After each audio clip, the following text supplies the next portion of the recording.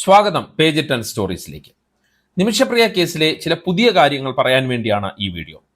നിമിഷപ്രിയ കേസിൽ ആശങ്ക നിറയുകയാണോ എന്നുള്ള ചോദ്യമാണ് ഏറ്റവും ഒടുവിലായി ഉയരുന്നത്. കാന്തപുരത്തിന്റെയും സൂഫി പണ്ഡിതന്റെയും ഒത്തുതീർപ്പ് ചർച്ചകളെ പൊളിക്കാൻ ആസൂത്രിതമായി നീക്കം നടക്കുന്നു എന്ന സൂചനകളാണ് പുറത്തുവരുന്നത്. ഈ നീക്കങ്ങൾക്കെല്ലാം പിന്നിൽ ഒരൊറ്റ ലക്ഷ്യമേ ഉള്ളൂ, അത് കാന്തപുരം AP അബൂബക്കർ മുസ്ലിയാരുടെ കേസിലെ ഇടപെടൽ അവസാനിപ്പിക്കുക, കേസിന്റെ ക്രെഡിറ്റ് അടിച്ചെടുക്കുക. ക്രെഡിറ്റ് അടിക്കാൻ വേണ്ടി നിമിഷപ്രിയയുടെ ജീവൻ വെച്ച് തന്നെ ചിലർ കളിക്കുകയാണ്. ഇക്കാര്യത്തിൽ ചാണ്ടി ഉമ്മൻ MLA നടത്തുന്ന ഇടപെടലുകളെ സംശയത്തോടെ നിമിഷപ്രിയ ആക്ഷൻ കൗൺസിൽ നോക്കിക്കാണുകയാണ്. വളരെ കാര്യക്ഷമമായി ചർച്ചകൾ നടക്കുന്നതിനിടെ ചാണ്ടി ഉമ്മൻ വീണ്ടും ഗവർണറെ കണ്ടത് എന്തിനാണെന്ന് ആക്ഷൻ കൗൺസിൽ ഭാരവാഹികൾ ചോദിക്കുകയാണ്. യമനിലുള്ള സാമുവൽ ജെറോമും BJPയുമായി ബന്ധമുള്ള വിവാദ സുവിശേഷകൻ KA പോളും ചേർന്ന് ചർച്ചകളെ ബുദ്ധിമുട്ടിലാക്കുന്ന രീതിയിലുള്ള പ്രവർത്തനങ്ങൾ യമനിൽ നടത്തുകയാണ്. തലാലിന്റെ കുടുംബത്തെ കൺഫ്യൂഷനിലാക്കുന്ന രീതിയിലുള്ള കാര്യങ്ങളാണ് നടക്കുന്നത് എന്നാണ് ആക്ഷൻ കൗൺസിൽ ഭാരവാഹികൾ പറയുന്നത്. 2 മുതൽ 5 മില്യൺ ഡോളർ വരെയുള്ള ഓഫറുമായി ഇവർ തലാലിന്റെ കുടുംബത്തെ സമീപിക്കുകയാണ്.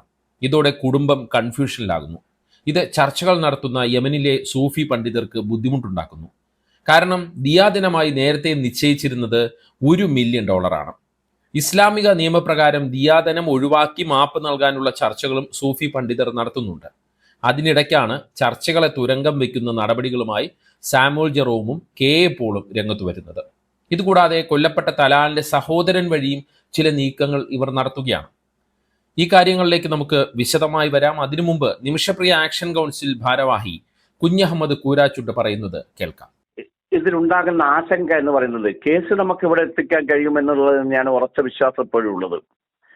ആശങ്ക എന്ന് പറയുന്നത് എന്താണെന്ന് വെച്ചാൽ, ഞാൻ നേരത്തെ പറഞ്ഞല്ലോ, ₹1 പോലും വേണ്ടിയിരുന്നില്ലാത്ത കേസ്, അല്ലെങ്കിൽ ഏറ്റവും നിസ്സാരമായ ഒരു ബ്ലഡ് മണി കൊണ്ട് തീരാവുന്ന കേസ്. ഇത് ഇവര് ലേലം വിളിയല്ലേ. അവിടെ പാസ്റ്റർ പറയുന്നു, പാസ്റ്ററുടെ ഒരു വീഡിയോയിൽ പറയുന്നു $6 മില്യൺ വരെ കൊടുക്കാൻ തയ്യാറാണ് എന്നൊക്കെ പറഞ്ഞിട്ടുള്ള ഒരു ലേലം വിളിയിലേക്ക് ഇത് പോകേണ്ട കാര്യമില്ല. അതേപോലെ തന്നെ ഈ പറഞ്ഞ സാമുവൽ അവിടെ മറ്റൊരു വാഗ്ദാനം അവിടെ കൊടുത്തു എന്ന് അദ്ദേഹം തന്നെയാണ്, 8.5 കോടി രൂപ ഞാൻ വാഗ്ദാനം ചെയ്തിരിക്കുന്നു എന്നൊക്കെ മീഡിയനോട് അദ്ദേഹം വിളിച്ചു പറഞ്ഞു. ഇങ്ങനെ ലേലം വിളിക്കുമ്പോൾ കുടുംബം കൺഫ്യൂഷനിലാകുകയാണ്.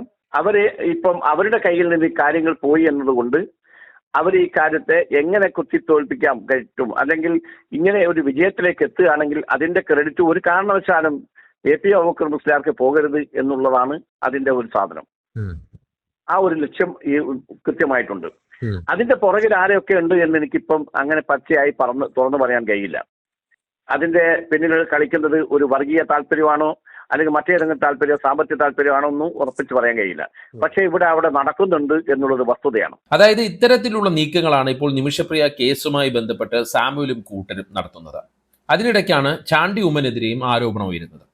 നിമിഷപ്രിയയുടെ മോചനത്തിൽ ഇടപെടണമെന്ന് ആവശ്യപ്പെട്ട് ഗവർണർ രാജേന്ദ്ര ആർലേക്കറെ 4-ാം തീയതി ചാണ്ടി ഉമ്മൻ കണ്ടിരുന്നു. നിമിഷപ്രിയയുടെ മോചനത്തിന് വേണ്ടി പ്രവർത്തിക്കുന്നുവെന്ന് അവകാശപ്പെടുന്ന പ്രവാസി വ്യവസായിയായ സാജൻ ലത്തീഫിന് ഒപ്പമാണ് ചാണ്ടി ഉമ്മൻ ഗവർണറെ കണ്ടത്.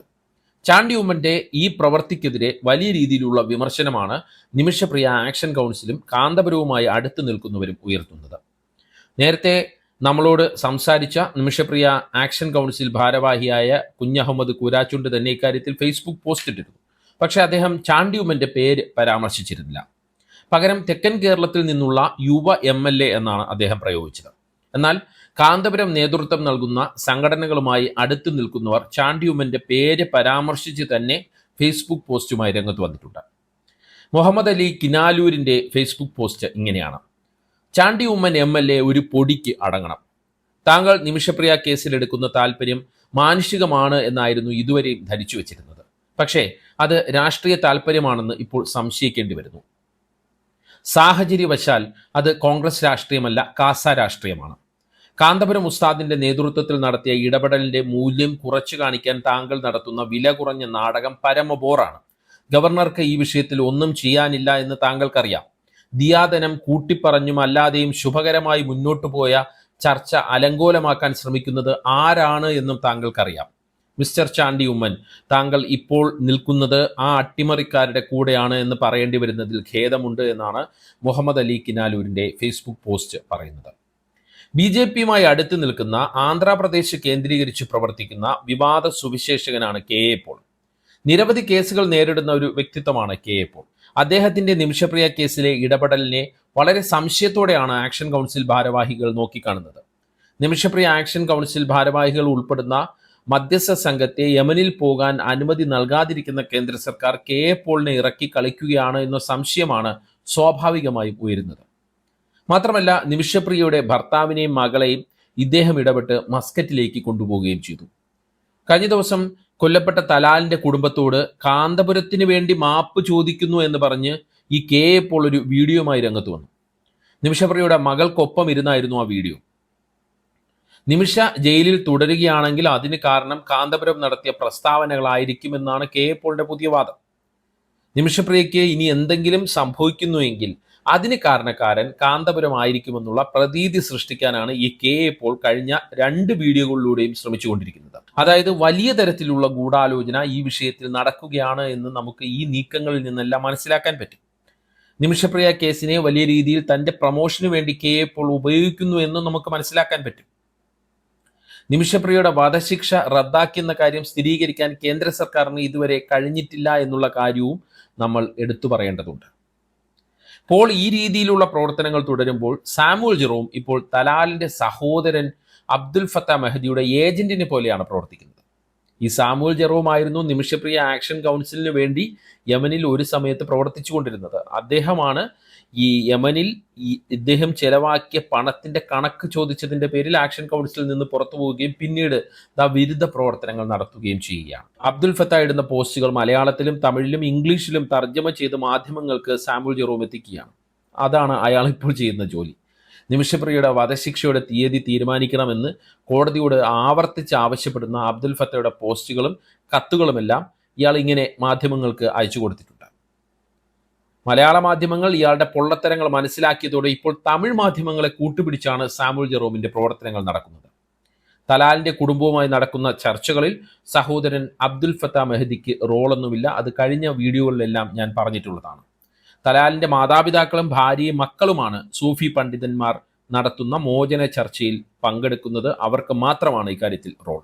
അങ്ങനെ റോൾ ഇല്ലാത്ത ഒരാളുടെ പോസ്റ്റ് നിരന്തരം മാധ്യമങ്ങൾക്ക് എത്തിച്ചു കൊടുത്ത് തെറ്റിദ്ധാരണ പരത്താനാണ് സാമുവൽ ജെറോം ശ്രമിച്ചുകൊണ്ടേയിരിക്കുന്നത്.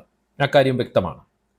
ഇതിന് പിന്നിൽ കേന്ദ്ര സർക്കാരിലെ ചില ഉന്നതരുടെ കൈകളുണ്ടോ എന്നും ആക്ഷൻ കൗൺസിൽ സംശയിക്കുന്നുണ്ട്. ഈ പ്രതിസന്ധികൾക്കിടയിലും യമനിൽ തലാലിന്റെ കുടുംബവുമായിട്ടുള്ള ചർച്ചകൾ സൂഫി പണ്ഡിതർ തുടരുകയാണ്. കാന്തപുരം എ പി അബൂബക്കർ മുസ്ലിയാരുടെ ഓഫീസ് നിരന്തരം ഇക്കാര്യങ്ങൾ വിലയിരുത്തുന്നുമുണ്ട്. സൂഫി പണ്ഡിതൻ ഹബീബ് ഉമറിന്റെ സംഘം ഇക്കാര്യങ്ങൾ കൃത്യമായി കാന്തപുരത്തിന്റെ ഓഫീസിനെ അറിയിക്കുന്നുമുണ്ട്. വധശിക്ഷ ഒഴിവാക്കാമെന്ന കുടുംബത്തിന്റെ സമ്മതപത്രം കോടതി ഉത്തരവായി ഉടൻ പുറത്തിറക്കാൻ കഴിയുമെന്നാണ് പണ്ഡിതരുടെ വിശ്വാസം. ഇതിന്റെ കോടതി നടപടികൾ തുടർന്നുകൊണ്ടിരിക്കുകയാണ്. ഇതിനിടയ്ക്കാണ് ചർച്ചകളെ അലങ്കോലപ്പെടുത്താനും കോടതിയെ സ്വാധീനിക്കാനുമുള്ള നീക്കങ്ങൾ നടക്കുന്നത് എന്നതാണ് സങ്കടകരം. എങ്കിലും ഇനിയും യമനിൽ നിന്ന് ശുഭവാർത്തകൾ തന്നെ വരുമെന്നാണ് കാന്തപുരം എ പി അബൂബക്കർ മുസ്ലിയാരുമായി ബന്ധപ്പെട്ട കേന്ദ്രങ്ങളും നിമിഷപ്രിയ ആക്ഷൻ കൗൺസിലും പറയുന്നത്. ആര് വേണമെങ്കിലും ക്രെഡിറ്റ് എടുത്തോട്ടെ, അതിനു മുമ്പ് നിമിഷപ്രിയയുടെ മോചനം സാധ്യമാകട്ടെ എന്നാണ് ആക്ഷൻ കൗൺസിൽ എടുക്കുന്ന നിലപാട്. എല്ലാ കുൽസിത നീക്കങ്ങളെയും മറികടന്ന് നന്മ നിറഞ്ഞ വാർത്തകൾ വരുമെന്ന് തന്നെ നമുക്ക് പ്രത്യാശിക്കാം. ഇക്കാര്യത്തിൽ ഇടങ്കോലിടാൻ ശ്രമിക്കുന്നവർ പൊതുമധ്യത്തിൽ തുറന്നു കാട്ടപ്പെടുമെന്നും പ്രതീക്ഷിക്കാം. പേജ് 10 സ്റ്റോറീസിന്റെ വീഡിയോകളെക്കുറിച്ചുള്ള നിങ്ങളുടെ അഭിപ്രായങ്ങൾ കമന്റ് ചെയ്യുക. വീഡിയോ അപ്ഡേറ്റുകൾക്കായി കമന്റ് ബോക്സിലുള്ള വാട്സപ്പ് ലിങ്കുകൾ ക്ലിക്ക് ചെയ്യുക. നന്ദി, നമസ്കാരം.